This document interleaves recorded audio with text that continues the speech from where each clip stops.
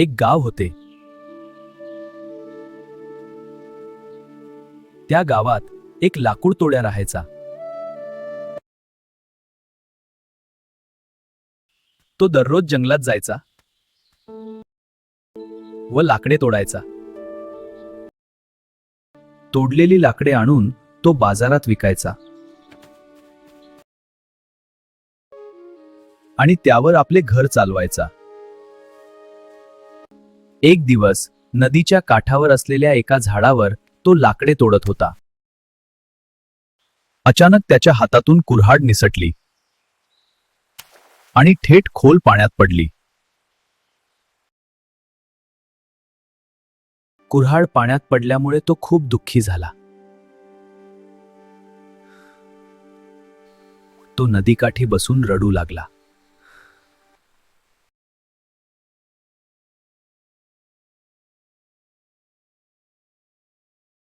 त्याचे दुःख पाहून नदीतून जलदेवता प्रकट झाली.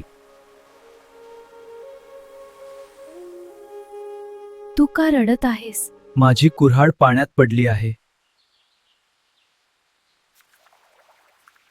जलदेवतेने पाण्यात डुबकी मारली आणि एक सोन्याची कुऱ्हाड बाहेर काढली. तिने विचारले, ही तुझी कुऱ्हाड आहे का? नाही, ही माझी नाही. देवतेने पुन्हा डुबकी मारली आणि यावेळी चांदीची कुऱ्हाड बाहेर आणली. नाही, ही सुद्धा माझी नाही.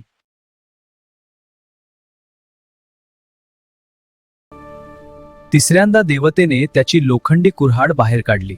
हो, हीच माझी कुऱ्हाड आहे. जलदेवता त्याच्या प्रामाणिकपणावर खूप प्रसन्न झाली. तिने त्याला त्याची लोखंडी कुऱ्हाड तर दिलीच, पण सोबत सोन्या चांदीच्या कुऱ्हाडीही भेट म्हणून दिल्या. प्रामाणिकपणा हेच सर्वात मोठे भांडवल आहे.